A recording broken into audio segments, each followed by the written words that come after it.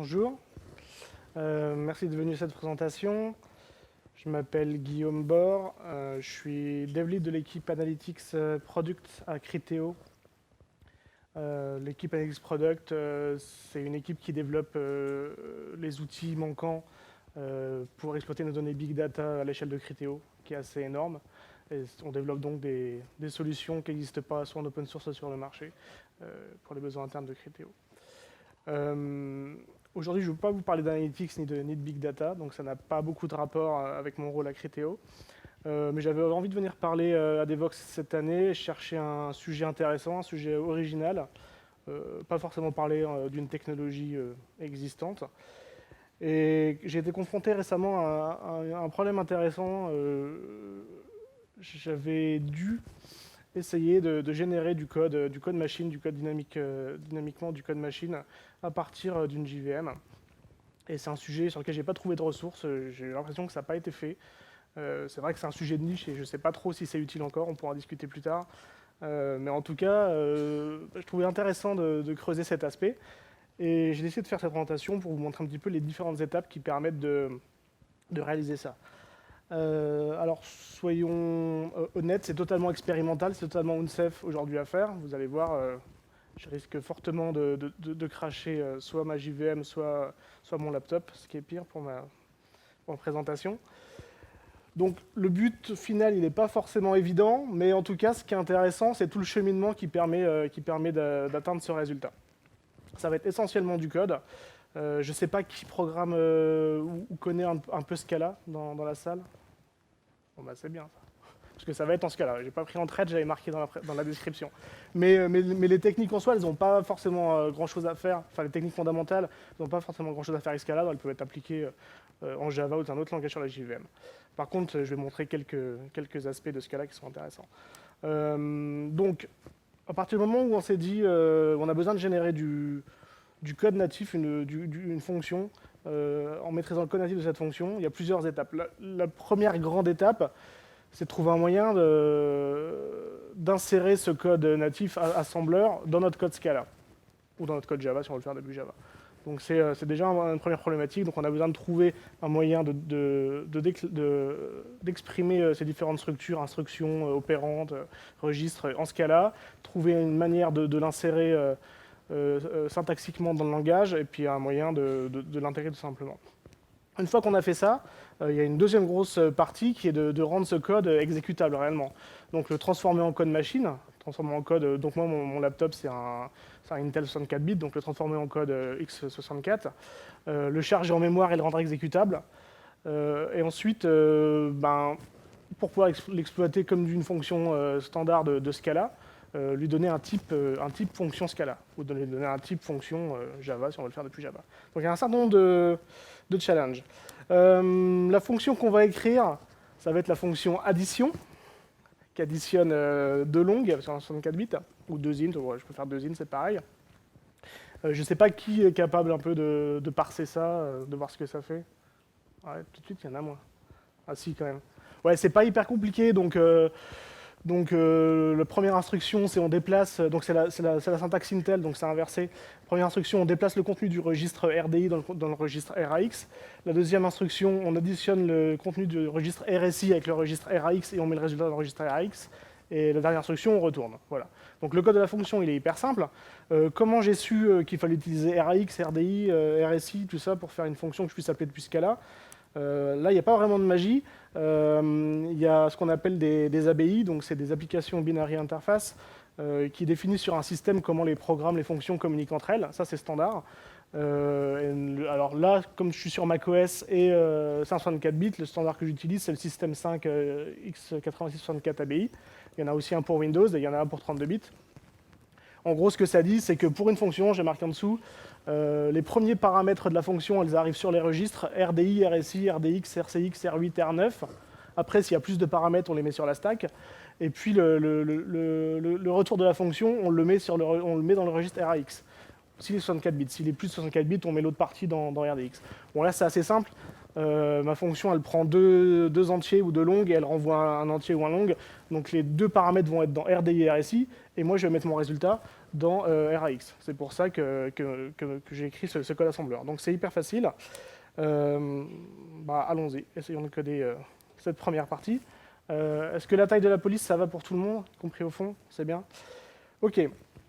Donc l'idée, c'est d'exprimer mes data structures pour exprimer tout ça.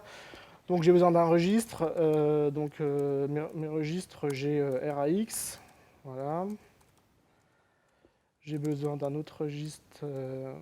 C'est nul ça. Alors RDI. Et un registre RSI. Je crée simplement les objets dont je vais avoir besoin. J'ai besoin d'une opérande. Alors une opérande, c'est simplement un paramètre d'une instruction assembleur. Il y a plusieurs types d'opérandes, je ne sais pas si vous savez.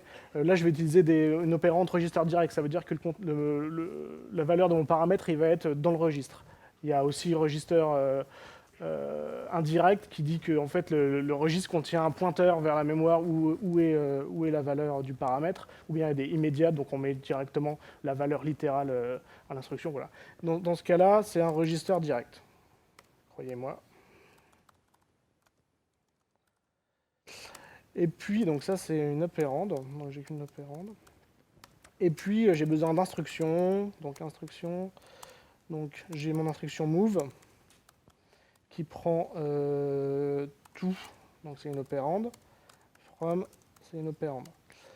Donc, ça, c'est une instruction. Il faut que je la type instruction. Ah, merci. Enfin, ça aurait pas compilé. Ça aurait pas craché mon laptop. C'était déjà ça.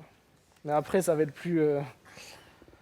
Donc add, qui est la même chose, et case, je vais faire un case object pour ret, et donc c'est une instruction. Est-ce que ça compile? En même temps, c'était pas très compliqué. Donc ça compile. Voilà. Donc ça, c'est les structures au moins nécessaires pour écrire cette fonction. Je ne veux pas supporter tout l'assembleur x364, ça serait énorme, et en plus, je ne sais pas où est la documentation. En tout cas, j'ai besoin de ça pour ma fonction add. Donc maintenant, comment j'insère ça dans mon code Scala? Alors j'aimerais bien écrire ça. Pourquoi pas. Donc move, allons voir la fonction RAX, RDX. C'est ça, c'est RDI, ouais. Add RAX, RSI et malheureusement,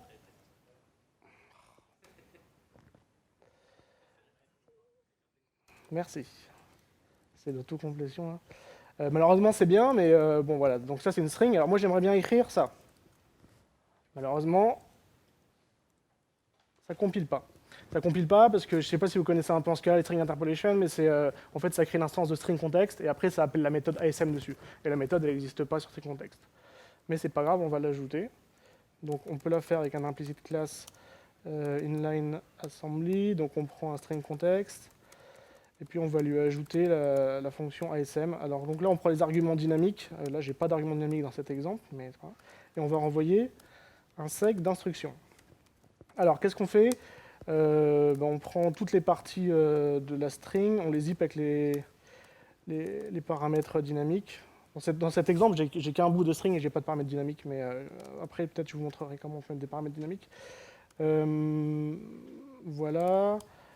Ensuite, ça me fait un list avec un tube string, donc je vais les ajouter les uns avec les autres. Voilà. Et puis, je vais faire un make string à la fin. Donc ça va être mon code assembleur. Juste print pour voir si ça fonctionne bien. Là, je mets ça juste pour que ça compile. Merci. Ok, ça compile. Alors, ce code-là, c'est facile. Je le split en ligne. Voilà. Pour chaque ligne, je la trim. J'enlève les espaces. J'enlève celles qui sont vides. Voilà. Et puis, il faut que je les transforme en instructions, quoi. Alors, comment je transforme une chaîne de caractères en un truc qui a là-haut des objets, des classes et tout ça? Il y a bien des idées, quand même. Bon, je ne sais pas si vous connaissez les parseurs combinateurs. Alors les parseurs combinateurs, c'est la meilleure manière, donc si vous ne connaissez pas, vous allez voir que c'est super puissant. Donc je vais écrire un parseur qui parse ça, donc c'est assez facile. Donc j'écris mon ASM parseur. J'étends de regex parseur, même si en fait je m'en fiche de regex pour l'instant. Donc j'ai un premier parseur qui est un parseur de registre. Donc je peux le typer, ça sert pas, mais je vais le typer pour que ça soit bien clair. Donc lui il parse un registre. Alors parser un registre c'est quoi? C'est si c'est RAX, ça donne l'objet RAX. Si c'est RDI, ça donne l'objet RDI. Si c'est RSI, ça donne l'objet RSI. Ça, ok. Donc ça, c'est facile. Ça compile au moins? Non, ça compile pas. Ouais, c'est ici, c'est pas très grave. Ensuite, je vais une opérande. Donc une opérande, c'est un parseur d'opérande. C'est facile. Surtout que j'ai qu'un opérande. Donc en gros, aujourd'hui, c'est register direct. Alors c'est quoi un register direct? C'est un parseur de register direct. Et donc c'est quoi? En fait c'est un register tout simplement, parce qu'on écrit l'opérande quand c'est un registre, on écrit simplement le nom du registre, et puis je le transforme en... je prends le register et je fais un register direct avec R. Voilà. Et maintenant il faut que je parse mes instructions. Donc une instruction, c'est pas plus compliqué. Donc j'ai move, suivi d'une opérande, suivi de... C'est où ce truc? Voilà. Suivi d'une virgule, suivi d'une opérande, et ça me donne... donc là, en fait, je m'en fous du move, donc je mets une flèche comme ça. Ça me donne un registre, donc ça me donne tout. Ça me donne la virgule, mais je m'en fiche de la virgule. Ça me donne from, et là, je fais un move to from. Ok. Donc ça. Le add, ça tombe bien, c'est pareil, c'est facile. Sauf que ça fait un add. Et puis le dernier, c'est quand on voit ret, et ret, encore une fois. Le même truc, c'est ret. Est-ce que ça compile?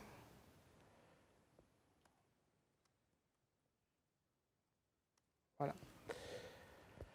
Donc j'ai un parseur, c'est super. Donc je peux l'utiliser pour parser mes strings ici. Donc c'est asm parseur, .parse. Je lui donne le parseur de point d'entrée, qui est asm parseur.instruction. Je prends ma ligne de texte là. Et puis je lui passe la ligne de texte. Après le parseur, il peut fail aussi. Donc le résultat, c'est un result du parseur. Donc ça peut être soit success, soit failure. Et moi, pour l'instant, je m'en fiche. Je collecte que les success. Les failures, tant pis, on les jette. Et silencieusement, c'est pas terrible, mais pour la démo, ça sera bon. Ok, donc là, a priori... Oui, là j'en suis là. J'ai écrit ici, et ça me donne un sec d'instruction. Donc j'ai trouvé une manière de transformer, d'intégrer de l'assembleur un peu inline dans mon code Scala, et de le transformer dans des objets un petit peu plus haut niveau que je vais pouvoir manipuler. Un genre d'AST d'assembleur, même si c'est un bien grand mot ST pour de l'assembly language. Ok, donc ça c'est cool. Et du coup, toute cette partie, elle est faite. Maintenant, il va falloir transformer ces caisses classes et tout ça en du code machine. Bon, est-ce que vous savez encoder des instructions x364 en code machine? C'est pas hyper simple, il n'y a pas beaucoup de documentation, il y a assez peu de ressources disponibles. Mais en gros, la crash course to x86-64 assembly, il y a une instruction opcode, ça c'est facile, chaque instruction a opcode. On peut les trouver ici. Par exemple, il y a des sites qui les référencent. Donc add, par exemple, ça va être 0,1. Alors c'est add, ça dépend des paramètres qu'on prend. Par exemple, le add 00, il prend un registre de 8 bits, parce que c'est la toute première instruction qui existait, le tout premier processeur. Et le 1, il peut prendre 16, 32, 64 bits. Mais comme le 1, c'est une vieille instruction, pour lui dire qu'il prend 64 bits, on doit mettre un préfixe ici. Parce qu'en fait, tout est backward compatible. Dès qu'ils sortent une nouvelle génération de processeurs, c'est avec des extensions des préfixes d'extension qu'on dit que, bah, attention, cette instruction, c'est pas la vraie ancienne, c'est une nouvelle qui prend 64 bits. Voilà. Ensuite, il y a les autres bits, les autres octets derrière, c'est pour les modes d'adressage. Donc le mode regrm, c'est quand un adressage registre, donc c'est exactement celui qu'on a. Et après, les autres sont un peu plus compliqués, c'est quand on fait des pointeurs avec des offsets ou voilà, on ne va pas les utiliser, donc je ne vais pas vous montrer. Donc en gros, on a besoin d'un registre parce qu'on fait 64 bits ici, donc on a besoin d'une instruction préfixe pour dire qu'on a 64 bits. On a besoin du code d'instruction, on a besoin d'encoder le mode regrm. Le préfixe qu'on va utiliser s'appelle le rex préfixe. On doit l'utiliser si on utilise une vieille instruction qui utilise une opérande 64 bits ou bien on utilise un registre étendu. Donc c'est toujours ça, c'est toujours 40 en octa en hexa pour les 4 premiers bits. Et puis les 4 derniers bits, ça dépend. Mais en gros, si on utilise une opérande 64 bits, il faut mettre le W à 1. Donc en gros, ce qu'il nous faut comme rex préfixe, c'est 48 en hexa. Facile. Les codes, les opcodes, je vous les donne. 89 pour le move, 01 pour le add, C3 pour le ret. Donc c'est les opcodes pour les instructions. Donc le premier, c'est un move qui prend ces types de registres en entrée directe, en from, et ce type de registre en tout. Le add, c'est pareil, et le ret, il ne prend pas d'opérande. Donc de toute façon, il n'y a qu'un code pour ret, quel que soit l'opérande. On encode les from et tout register sur le mode regrm. Donc on met toujours C0 pour les 2 premiers bits, et ensuite on a 3 bits, c'est pour le premier registre, et 3 bits pour le deuxième registre. Jusque-là, c'est facile. C'est hyper facile, on va coder ça. Donc ce que j'ajoute à mon instruction, c'est byte. Et byte, ça renvoie quoi? Un sec de byte. Bon, alors le ret, c'est vraiment hyper simple, quoi. À moins que vous ne m'ayez pas suivi, mais qu'est-ce que c'est? Voilà. C3. On ne met pas le préfixe pour ret parce qu'il n'y a pas d'opérand, on n'a pas besoin de dire attention les opérands sont de 4 bits, donc c'est juste C3, c'est hyper simple. Après, il y a juste le problème de Scala Java où les bytes ne sont pas natifs au langage, donc je les transforme en bytes. Ça c'est bon. Def byte. Def byte. Ok. Est-ce que ça compile? Ouais.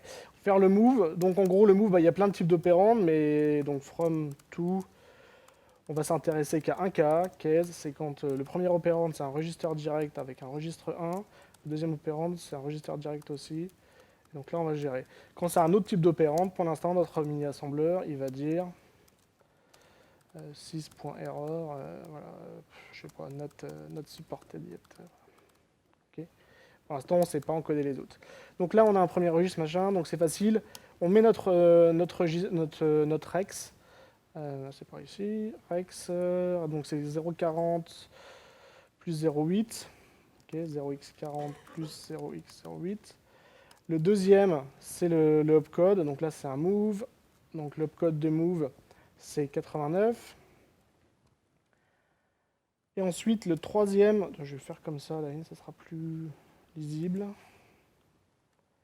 Le troisième, c'est notre mode regrm pour encoder les opérants. Donc en fait, on a un registre et un autre registre. Donc le premier truc, 0x, 0 plus le premier registre, donc c'est R1.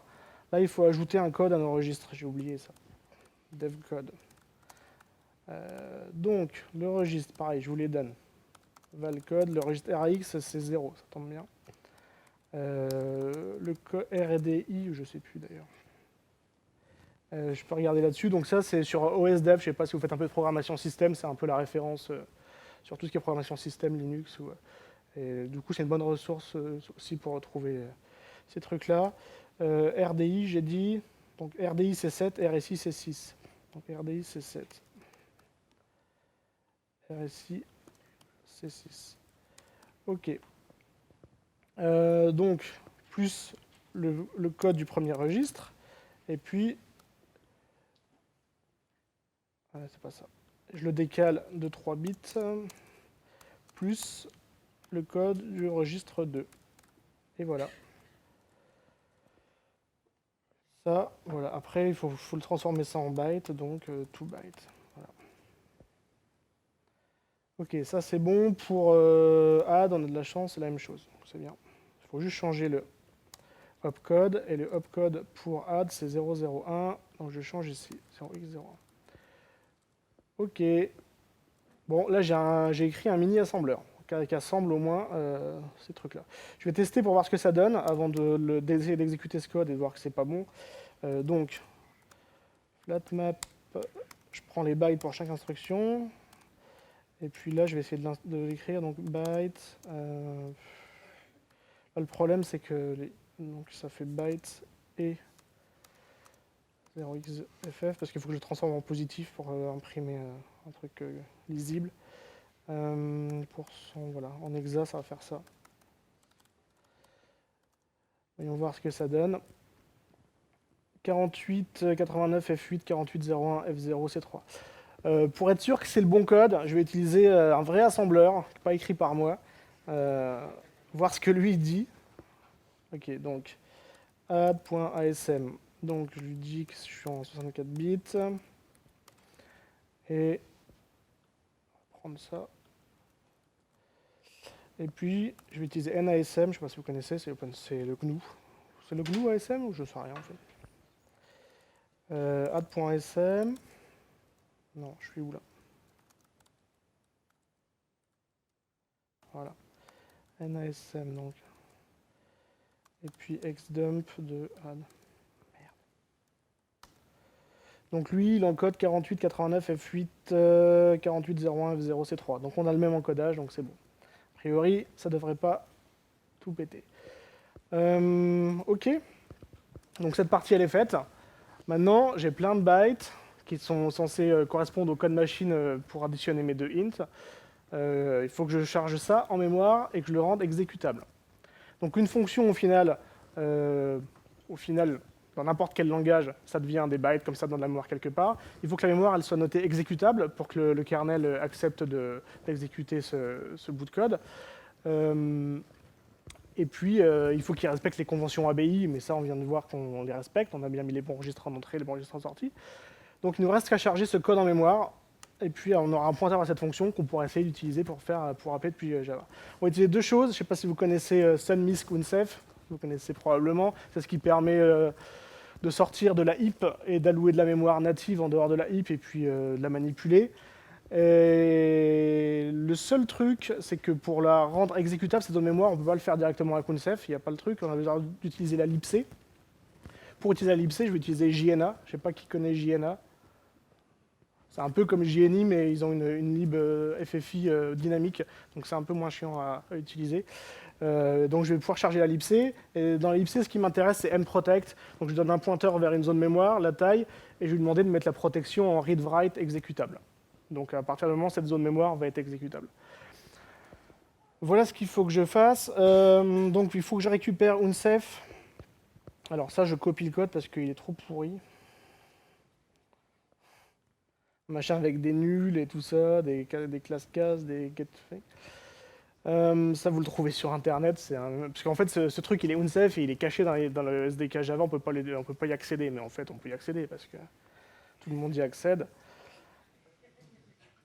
Donc ça, j'ai unsef. Alors, il faut que j'alloue une page de mémoire. Ah oui, je n'ai pas dit, le mprotect, il marche que sur une page mémoire alignée. Donc ça veut dire, sur votre OS, vous avez des page size, et il faut une page mémoire entièrement alignée sur une page size pour que le mprotect fonctionne. On ne peut pas prendre 5 octets au hasard dans la mémoire et dire, ceux-là, ils sont exécutables. Il faut prendre une page mémoire entière. Donc, allocate, je vais faire ça. Ça va me renvoyer un pointeur et puis la taille d'une page mémoire. Donc, je vais utiliser déjà, il me faut la page size. Donc, c'est unsef page size.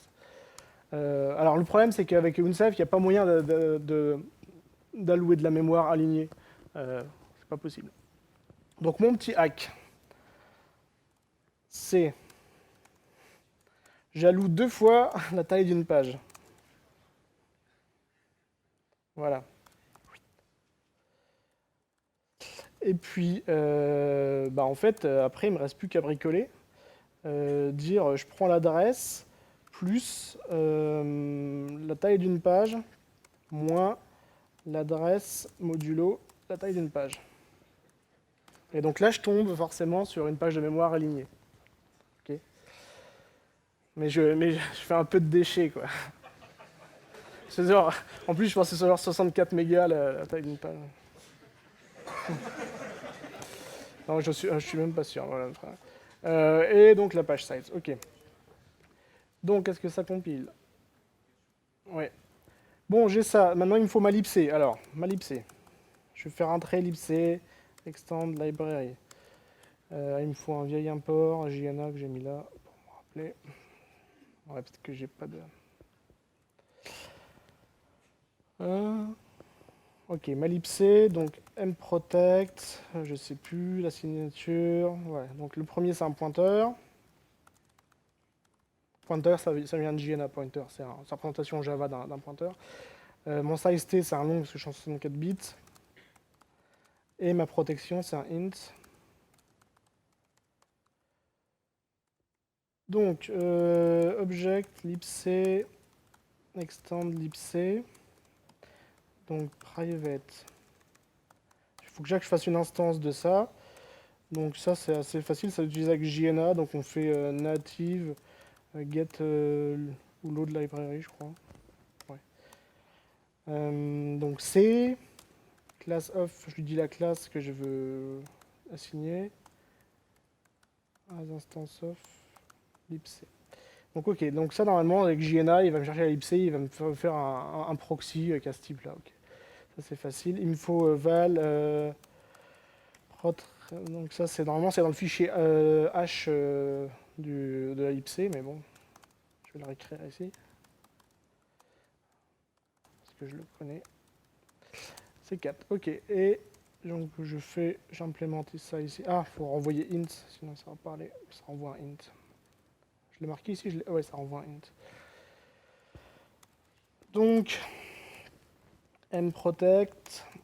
Voilà, j'appelle simplement ça, hein, c'est pas compliqué. C'est tout en fait. Bon, merde. Et ça compile. Bien, maintenant j'ai tout ce qu'il me faut pour faire un truc qui me crée une fonction native. Donc je vais l'appeler native function.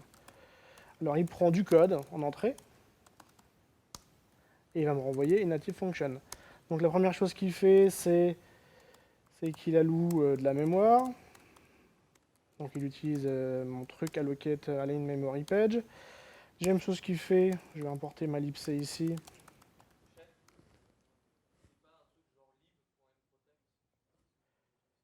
Si, merci. Ouais, ça partait en boucle et il a compilé en plus. Donc j'ai aligné de la mémoire.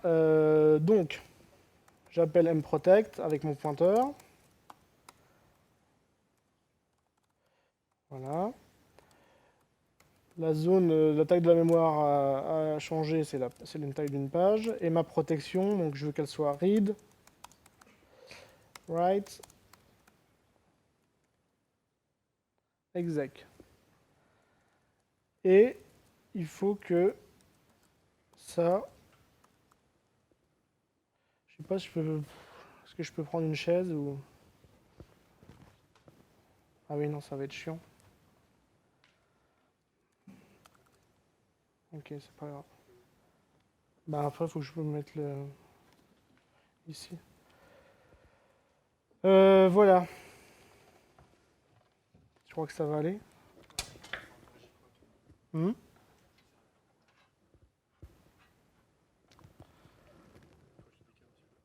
Ouais, merci. Ça me fait un peu mal au dos de taper debout. Voilà. Ok, donc, donc là, j'ai alloué ma zone mémoire, je l'ai protégée. Bon, maintenant, bah, il faut que je mette mon code dans cette zone mémoire. Donc, flatmap, get byte ou byte. Je vais zipper avec un index, et for each. Donc, j'ai le byte et offset. J'utilise encore uncef ici. Donc, put byte. Donc, l'adresse, c'est le pointeur, plus l'offset. Et là, je mets mon byte. Ok. Et là, pour envoyer une fonction native vers ce pointeur, j'utilise encore JNA, donc fonction get fonction. de new pointer, je donne mon pointeur.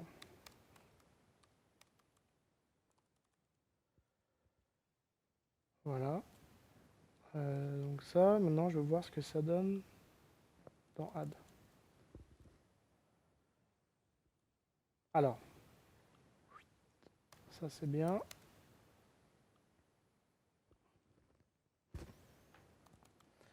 Native function.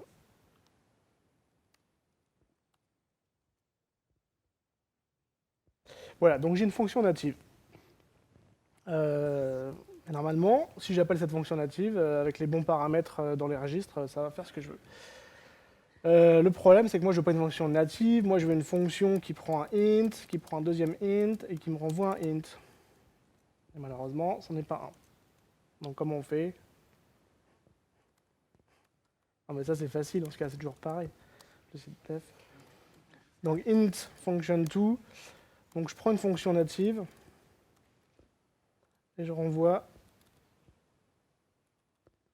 donc A, B. Je renvoie une fonction qui prend A, qui prend A, qui prend B, qui renvoie un int. Donc, je prends A, un B, et j'utilise sur mon fonction invoke int, et donc les paramètres, bah, c'est un vieux tableau de pointeurs, en fait, de référence. Donc c'est A as instance of anyref.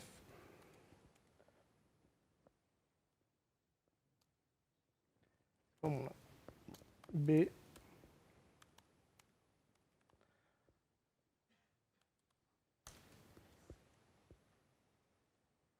Tadam, là j'ai une fonction 2. Bon, donc normalement,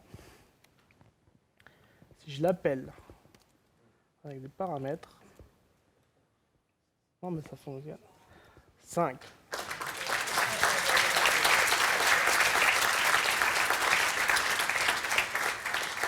Et donc ouais, c'est une vraie fonction, hein, je peux l'utiliser, enfin il n'y a pas de... Voilà, je peux l'utiliser comme ça, je sais pas...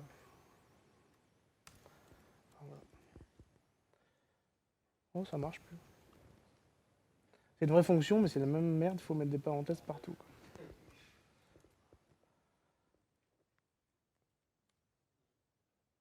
Non?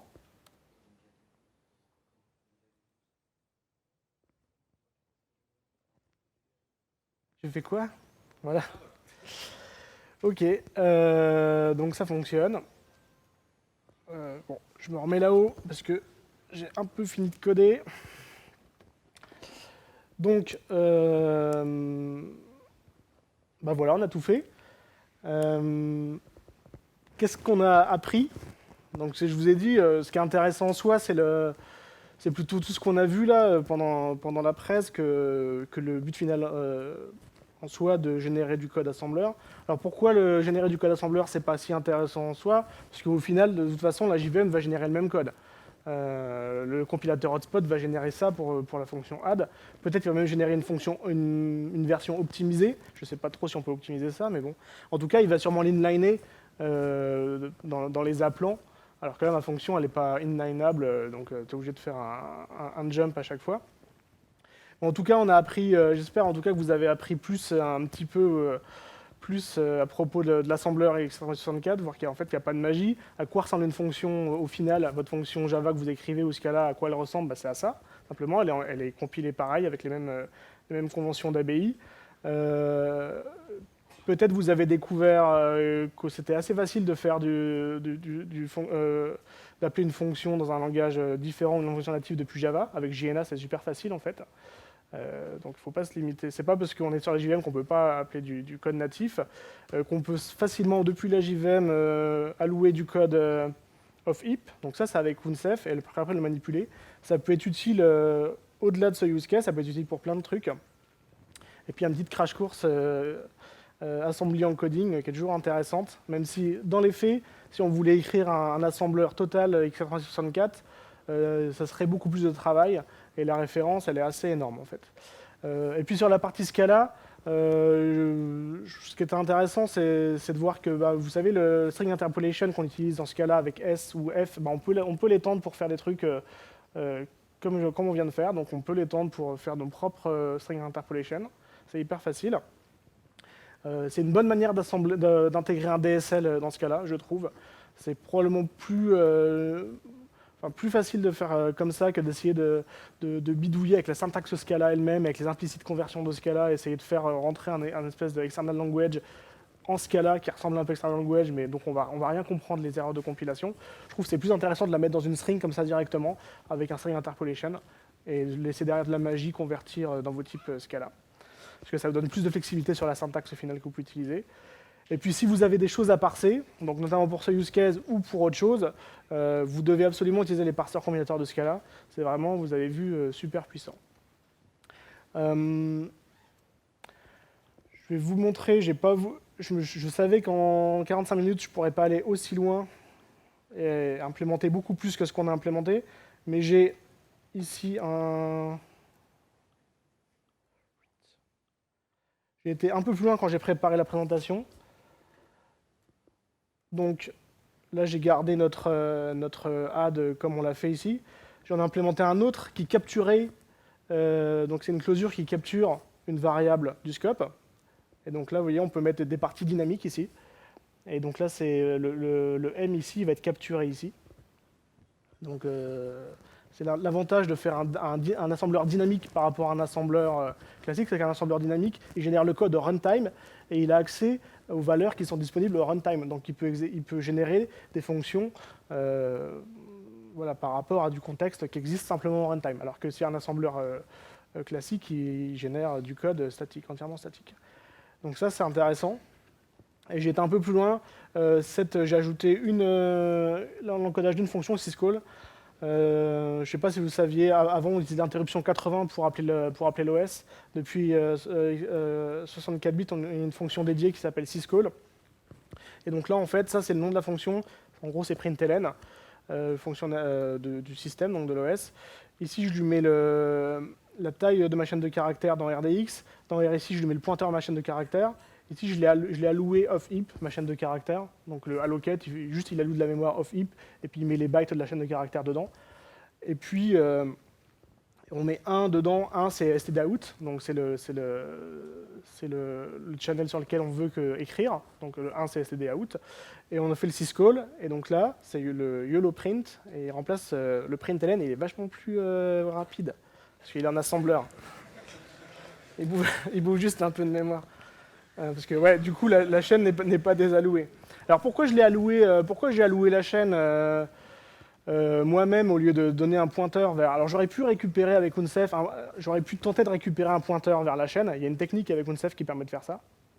En gros, on met des objets dans un tableau, et après, on lit avec Unsef le contenu du tableau, et en fait, dans le tableau, il y a quoi? Il y a une référence vers l'objet. Donc on a le pointeur vers l'objet. C'est une technique assez connue pour ceux qui bidouillent ce qu'il y a dans la heap avec Unsef. Donc j'aurais pu faire ça, mais le problème, c'est qu'au moment où j'appelle ma fonction ici, peut-être le garbage collector, il est passé, il a bougé ma string de place. Donc mon pointeur, je ne suis pas du tout garanti qu'il pointe vraiment vers la chaîne de caractères. Alors que là, en allouant la chaîne de caractères off heap moi-même, je suis sûr qu'elle est là. Donc vous voyez qu'il marche vraiment. Ça fait Hello World. Et je vais faire pour le Hello Devox. Voilà. Donc c'est un super print optimisé.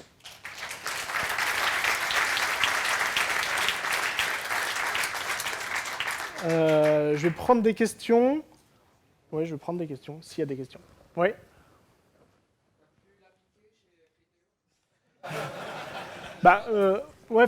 C'est un des sujets. Alors en fait, pourquoi j'ai travaillé là-dessus à un moment donné, on avait beaucoup de mémoire qu'on chargeait off heap parce qu'on avait une espèce de cache avec des terras de données. Donc on va pas mettre des terras de données dans la heap. Alors on a des, je crois que, je sais pas si pour ceux qui sont passés à la presse de Nicolas et Mathieu qui parlaient de Hadoop, on a quand même une JVM avec Criteo avec une heap de 150 gigas qui fait tourner nos NetNob Hadoop. Et c'est déjà assez difficile à gérer comme ça.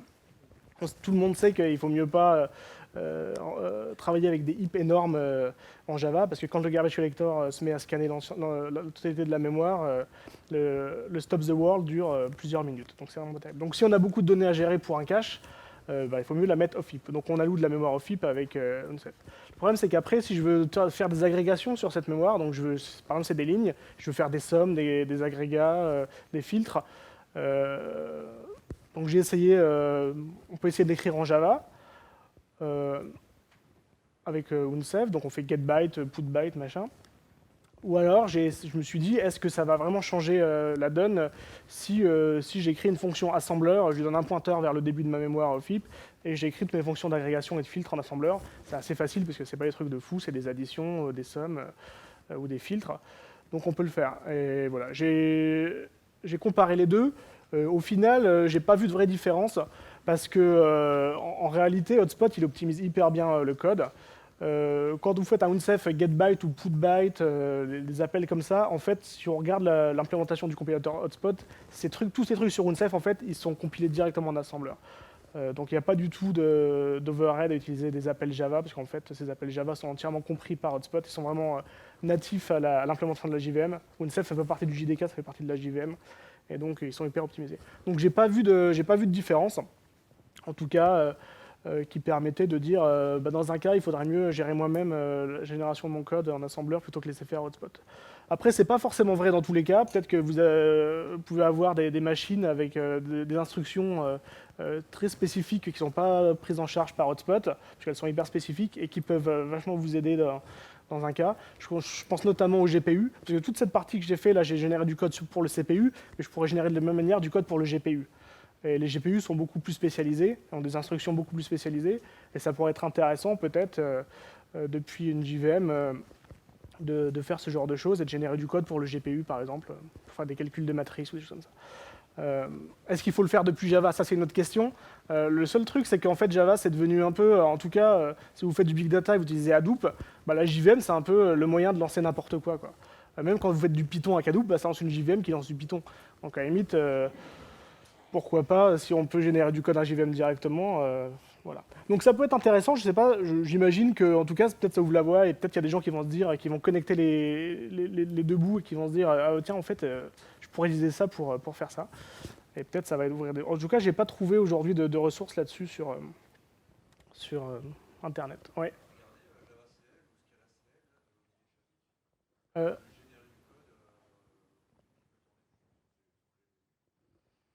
non.